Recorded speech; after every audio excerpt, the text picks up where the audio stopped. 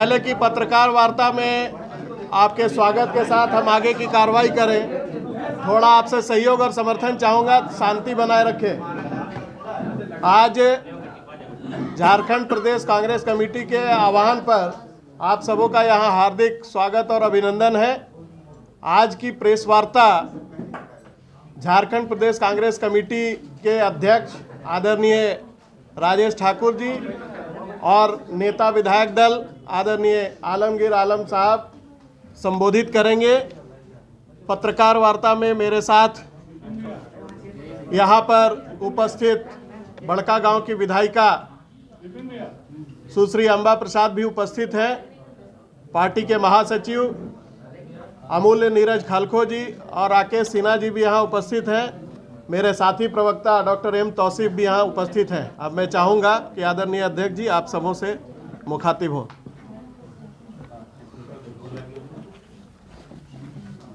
नमस्कार, जोहार। नए साल में आप सबों के साथ पहली मुलाकात हो रही है। प्रेस के नेता आदरणीय आलमगीर आलम साहब, छोटी बहन अंबा प्रसाद जी, राकेश सिन्हा जी, राजीव रंजन प्रसाद जी, अमूल्य नीरज खालखो जी, डॉक्टर एम तौसीफ जी, और आज हम सब जो पूरे देश में एक दहशत का माहौल है, उससे आपको रूबरू कराने और आपके माध्यम से पूरे राज्य और देश को रूबरू कराने के लिए उपस्थित हुए हैं।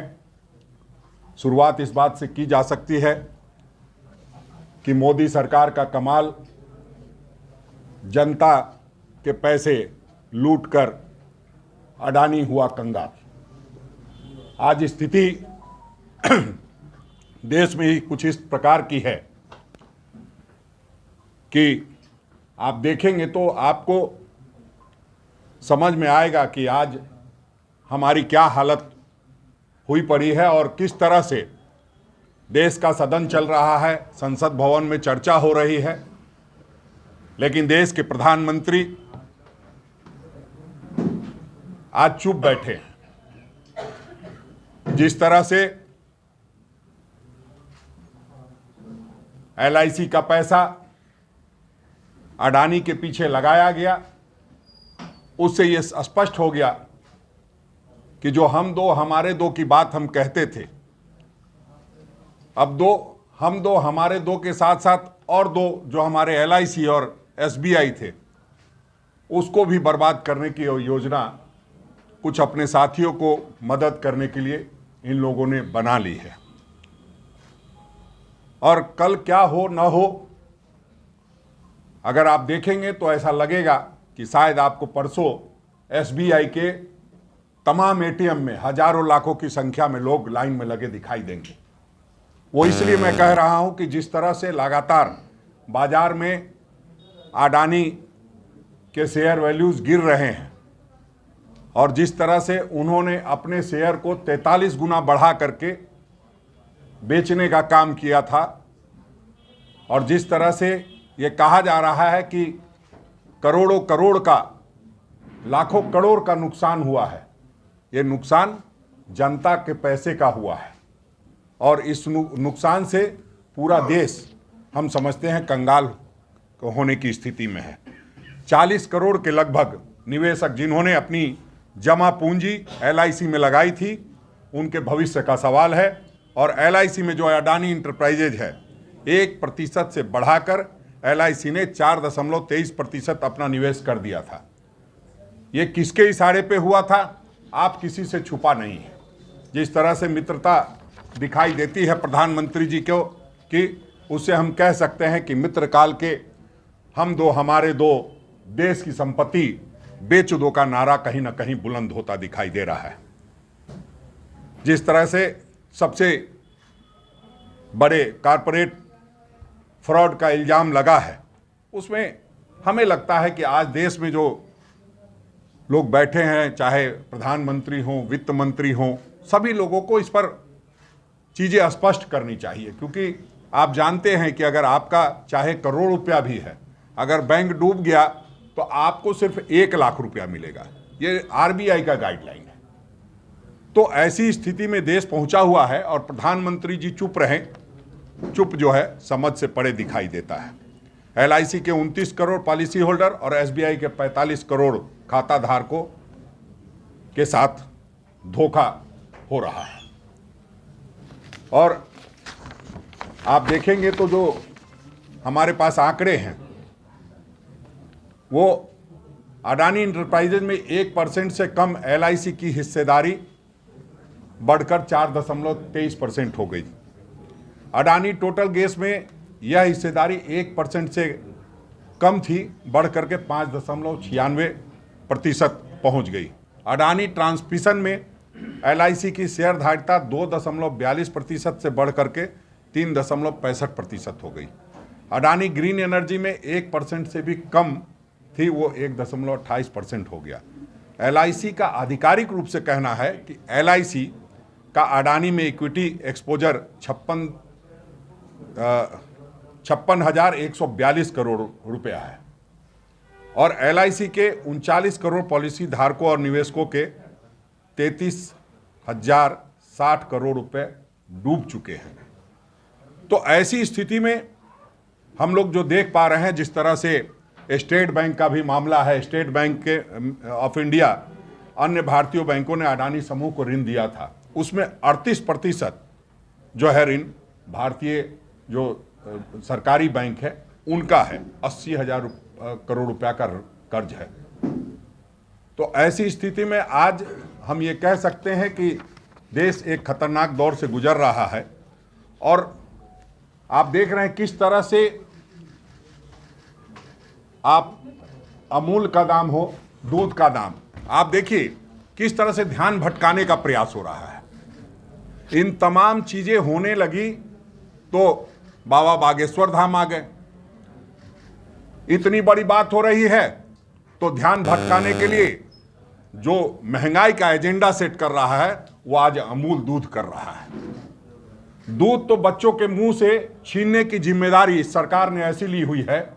आप देखिए, डबल इंजन की सरकार थी तो हमारी नेता जो हमारी विधायक थी ममता देवी, उसके दुधमुहे बच्चे से दूध छीनने का काम किया था इन लोगों ने। और आज एक बार पूरे देश के दुधमुहे बच्चे से जो अमूल का दूध पीता होगा उनसे दूध छीनने का काम किया जा रहा है। 3 रुपए एक साथ बढ़ा देना कहीं ना कहीं ये महंगाई के एजेंडे को सेट कर रहा है और पूरे देश में जहां भी दूध विक्रेता होंगे उसको आधार मान करके दूध का रेट बढ़ाने का काम करेंगे। जब आपका पैसा एसबीआई में डूब रहा है, आपका पैसा एलआईसी में डूब रहा है, ऐसे समय में आप दूध महंगा करवा रहे हो और वो भी गुजरात की कंपनी से एजेंडा सेट करा रहे हो, तो हम लोग क्या समझे? हम लोग यही समझेंगे कि प्रधानमंत्री जी आपका ये मित्र काल है और कहीं ना कहीं ये लोगों को कंगाल बना रहा है और आप उसकी सफाई में ये बताना चाहते हैं कि ये अमृत काल है, तो बिल्कुल गलत है। हम ये कह सकते हैं आज कि करोड़ों के संपत्ति का जो करोड़ों रुपए की संपत्ति है वो आज हमारी दाव पर है। करोड़ों निवेशकों की, करोड़ों पॉलिसी होल्डर्स की गाढ़ी कमाई खतरे में है। आप सब, मैं समझता हूं इसमें से 80% लोग एलआईसी के पॉलिसी होल्डर होंगे और जो बचे 100% हम ये कह सकते हैं 100 में 80% लोग एसबीआई के खाता धारक होंगे। तो आप ये कतई मत समझिएगा कि मैं ये अपने लिए प्रेस कॉन्फ्रेंस कर रहा हूँ, ये कांग्रेस पार्टी के लिए प्रेस कॉन्फ्रेंस कर रहा हूँ। ये प्रेस कॉन्फ्रेंस आप सबके लिए कर रहा हूँ और हमें लगता है कि आप सबों को गंभीरता से लेनी चाहिए, चूँकि आप जानते हैं कि कई जगह मीडिया में किस तरह की बातें चलाई जा रही है, वो जानबूझ करके ध्यान भटकाने का प्रयास किया जा रहा है। मेरा आप सबों से नम्र निवेदन होगा कि आप इस चीज़ की गंभीरता को समझते हुए, आप जो सोशल मीडिया के लोग हैं, आप जो फ्रंट मीडिया के लोग हैं, जो आप लोकल मीडिया के लोग हैं, सभी लोगों से मेरा आग्रह होगा कि आप लोग इसको बेहतरीन तरीके से जगह देंगे। अब मैं राकेश सिन्हा जी, एम तोसेफ जी, अभी हमारे प्रदेश अध्यक्ष अडानी समूह के निवेश एलआईसी और स्टेट बैंक के बारे में, अर्थव्यवस्था के बारे में आज बात आपके सामने कर सकें। प्रश्न जो है अभी देश के सामने एक चीज है कि छोटे मोटे चीज़ों को जो है हम लोग प्रिंट और इलेक्ट्रॉनिक मीडिया के माध्यम से हम देख रहे हैं, लेकिन ये आज करीब एक हफ्ता हो गया है हिंडनबर्ग का जो रिपोर्ट आई है उसकी चर्चा सिर्फ आम जनों के बीच में या सोशल मीडिया के माध्यम से ही हम लोग को देखने को मिला है। लेकिन निष्पक्ष भावना से अगर हम सोचे ये इतनी बड़ी महत्वपूर्ण जो घोटाला हुआ है उसकी चर्चा कहीं हम लोग को दिखाई नहीं देता है। हम तो 3-4 दिन से जब हम श्रीनगर में थे फिर दिल्ली आए तब भी हमें देखने को नहीं मिला।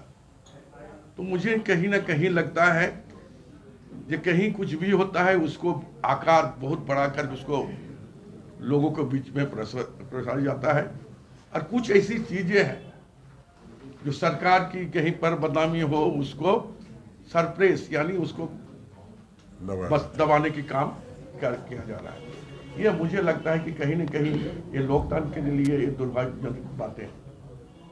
मैं इस संदर्भ में यही कहना चाहेंगे कि LIC कौन लोग करते हैं, वो सोचते हैं कि हम जब अपने जीवन के अंतिम छोर पर आएंगे तो हम अपने परिवार को क्या देकर जाएंगे,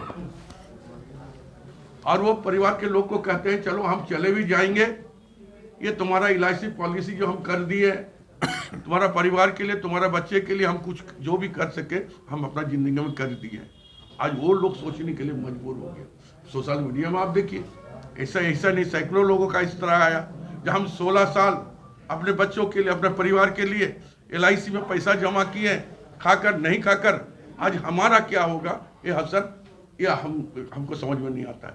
इसी तरह छोटे मोटे लोग भी स्टेट बैंक में पैसा दिया है जमा किया है उसका भी वही असर है।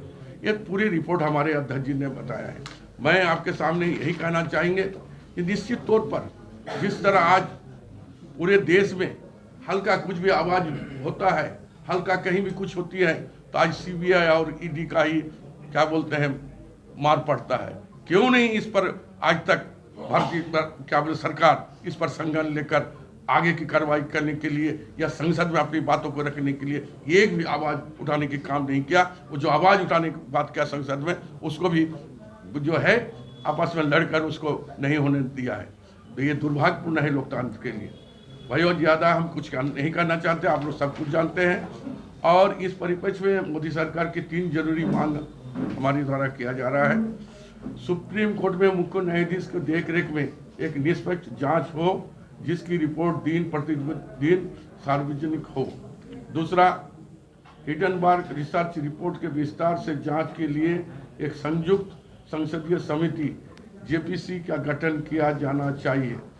LIC, SBI और अन्य राष्ट्रीय बैंक में जो अडानी का जोखिम भरा निवेश है उस पर संसद में गहन रूप से चर्चा की जाए और निवेशकों को सुरक्षित करने के लिए उचित कदम उठाया जाए।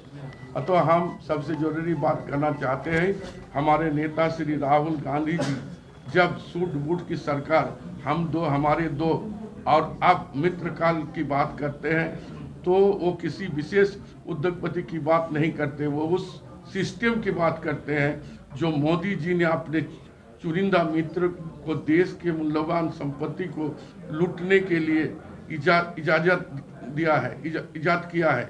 हम भारतीय कॉरपोरेट जगत के खिलाफ नहीं हैं, हम क्रोनी कैपिटलिज्म के खिलाफ नहीं हैं। हम चुनिंदा अरबपति को जब नियम बदलकर फायदा पहुंचा जाता है हम उसके खिलाफ हैं। यही हम मांग हमारी है और ये मांग मुझे विश्वास है कि आपके माध्यम से जब समाचार पत्र और मीडिया में आएगा तो निश्चित तौर पर हमारी जो सरकार बैठी हुई है देश में वो संज्ञान लेकर जो हमारी मांग है कांग्रेस पार्टी जो 3 मांगे हैं उसको पूरा करने की काम करेंगे। 7 तारीख को 6 तारीख को जो LIC और SBI के हर जिले में मुख्यालय हैं उसमें हम लोगों का धरना प्रदर्शन होगा और सभी जिलों के अध्यक्ष को इस बात के लिए आदेश जारी कर दिया गया है। हम समझते हैं पूरे देश में इस तरह के एक हम लोग कवायद कर रहे हैं ताकि जो लोगों का पैसा डूब रहा है उसके प्रति लोग सचेत हों। और इसमें आपके माध्यम से हम आग्रह करेंगे कि तमाम आम लोग भी जिनका पैसा LIC में है, जिनका पैसा SBI में है, वो सब लोग इस धरना प्रदर्शन में शामिल हो। एक बात और कहना चाहता था कि हम लोग बचपन से ही सुनते आए हैं कि ज़िंदगी के साथ भी ज़िंदगी के बाद भी, LIC का ये नारा होता था। आज ये कहा जा रहा है कि ज़िंदगी के साथ थी, अब अडानी जी के साथ है। तो यही बदलाव आया है इस 8 साल की मोदी सरकार के क्रम में कि अपने भी अब अपने नहीं रहे हैं। हम लोग SBI और LIC को अपना मान के चलते थे। भारत की संपत्ति, भारत की धरोहर, वो कहीं ना कहीं आज लूटता और बर्बाद होता दिखाई दे रहा है। ऐसे में हम सब चुप नहीं रह सकते हैं। हम लोग 6 तारीख को काफ़ी ताकत के साथ धरना प्रदर्शन करेंगे। धन्यवाद।